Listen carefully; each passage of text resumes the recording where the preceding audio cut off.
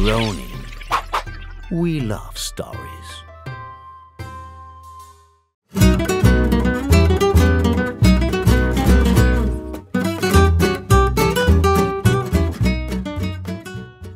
Let's kick off with an easy question, Lisa. What did you have for breakfast today? Oh, I can give you an interesting answer to that interesting question because I do the 5-2 diet where I fast 2 days a week. So today I'm on a fast day, which means I'm only allowed 500 calories. So this morning I've had no breakfast. Oh, that's kind of sad. It's fine. No, look, I just need to fit in my jeans. It's not sad. If I can fit in my jeans, I'm happy. And that means not eating twice a week. Better than dieting all the time. I can eat breakfast tomorrow, so it's all good.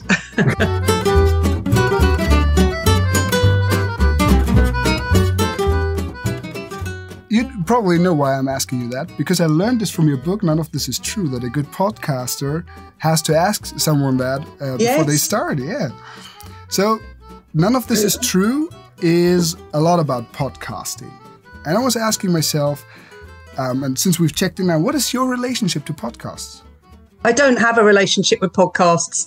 I rarely listen to podcasts. I like watching the sorts of podcasts that inspired None of This Is True. I would actually choose to engage with those stories on television.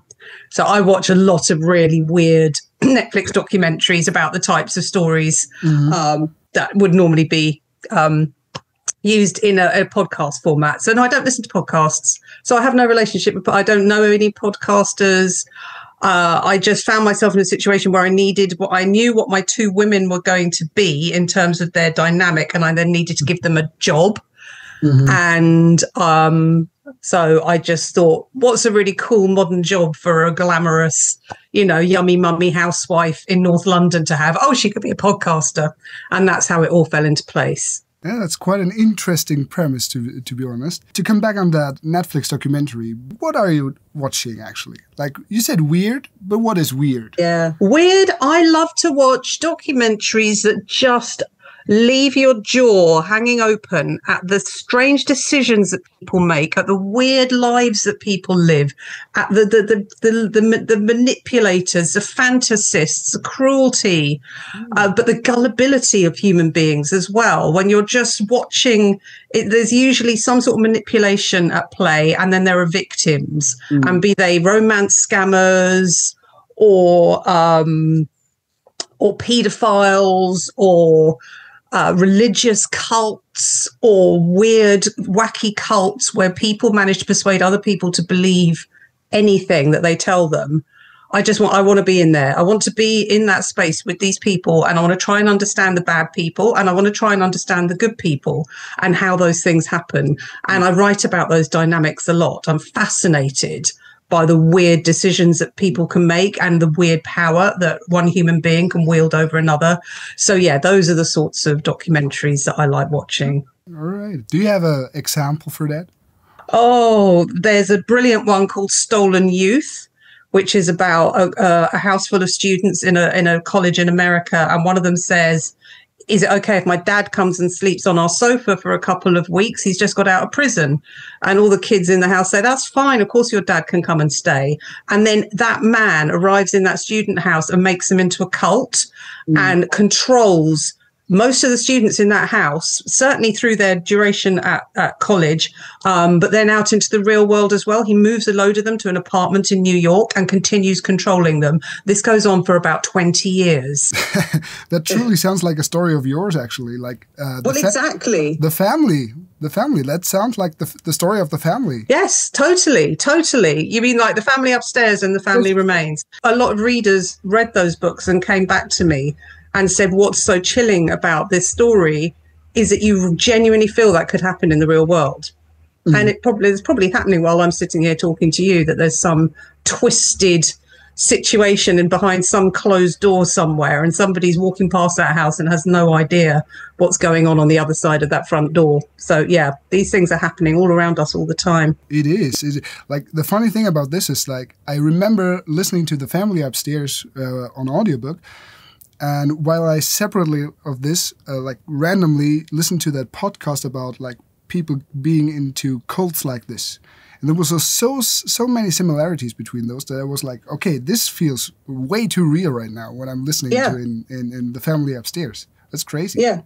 No, absolutely. No, these things are not unrealistic.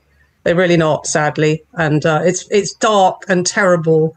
And for the people who are the victims of these things, it's horrific. But in terms of material that gets my neurons firing, in terms of things I want to read about and write about, it's incredibly satisfying. So that is where you draw your inspiration or some sort of inspiration from? Totally, yeah.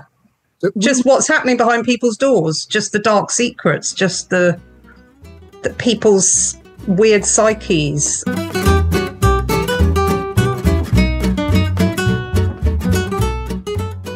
Now, before we go deeper into that matter, I thought about maybe let's get to know each other a little bit more. And I found like 3 speed dating questions I would like to ask you right now. And since this is like getting to know each other, feel free to ask me back if you want to. Okay. Are you ready? Yes, go on.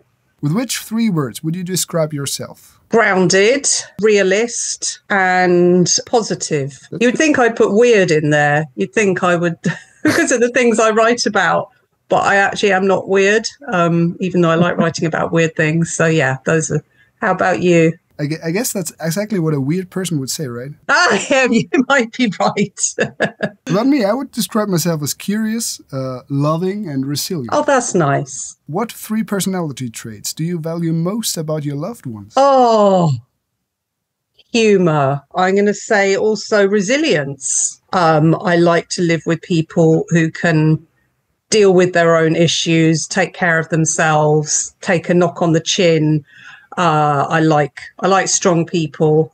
So humor, resilience, and kindness. I would go for empathy, the courage to disagree and not dispose of each other, and trustworthiness. Oh yes, trustworthiness. Yes. Really? Well, it's hard. It's easy to, I think, describe yourself with 3 words, but when it comes to describing what's important in other people, there are so many things, aren't they? Yeah, that's totally true. Okay, last question. What's the top 3 on your bucket list for life? I'm not really a bucket list sort of person. I'm not really a sort of person who values experiences or experiences in quotation marks. For me, an experience that I value is, and I'm already looking forward to this, it's going to be 19 degrees in London tomorrow. Ooh. And I already know where I'm going to take my dog for her walk and what I'm going to wear because it's going to be sunny. And we're going to go for a special walk that's going to be particularly nice because the sun will be shining and I'll be wearing my sunglasses. I value that sort of experience. So in terms of bucket list things, there isn't really anything I want to do. I just want to just continue my life having really nice, small experiences. I think it's not a bucket list thing, but I would like to. I'm going to be 57 this year. So let's say I've got another 30 years. I would just like to stay fit and healthy and just enjoy the next 30 years having small, special experiences. If I never get to go to Thailand, I never get to go to Thailand. That's fine. So no, I don't have 3 bucket list things. Just want to carry on having a nice life. How about you? I actually like to visit someplace sometime. I'd like to go to Ireland sometime. Writing a book would be nice, actually. Yes. That would be like a nice experience, I would say. And since I'm kind of a movie person, I'd like to publish my self-made short movie sometime. Oh, amazing. Amazing.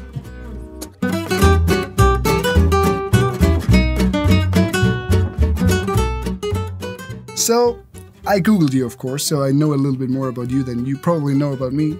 And I found out that you were educated at an art and design school, and you were into fashion before you were starting writing and making a living out of your books. And none of this is true. There's this always denim wearing Josie, one of the main characters, and she asks her idol Alex to go shopping with her. And I felt like this is a scene where they're going into that boutique and they're looking for new clothes for Josie, where you define your characters via what they're wearing. Yeah.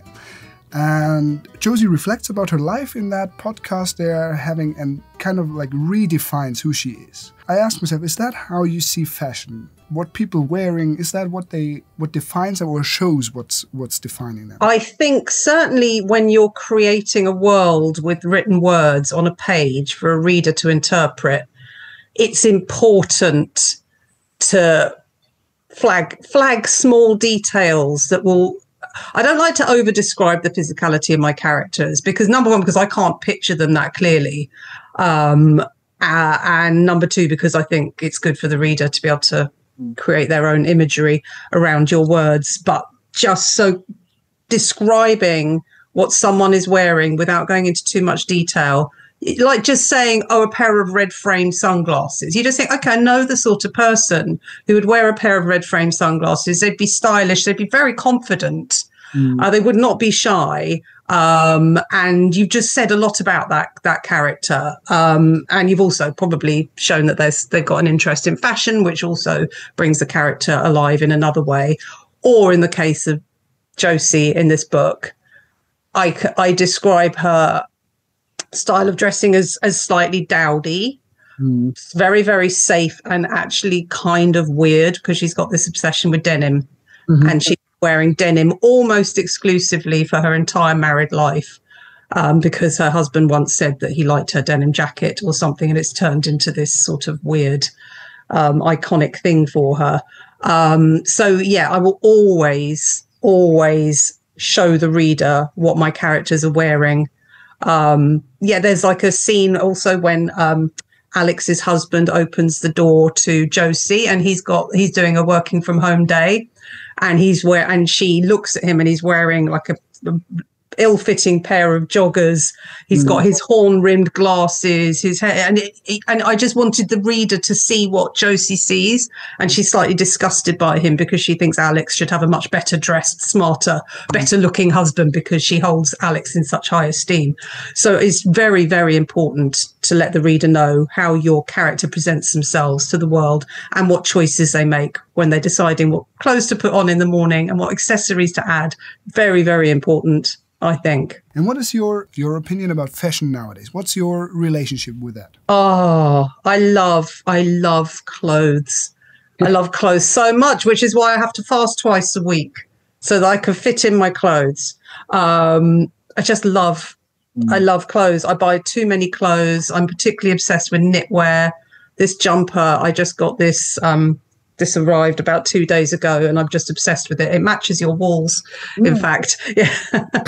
I love knitwear. I love furry coats. I love sunglasses. I love reading glasses. I love earrings. I'm not wearing any earrings today, but normally I would be wearing big earrings. I just adore clothes, and I love choosing clothes and wearing clothes, and yeah. So that's where all the money from the books goes? Yes, totally. Yeah, my children are going to get nothing when I'm gone. They'll just have to go into my wardrobe, put it all on Vinted.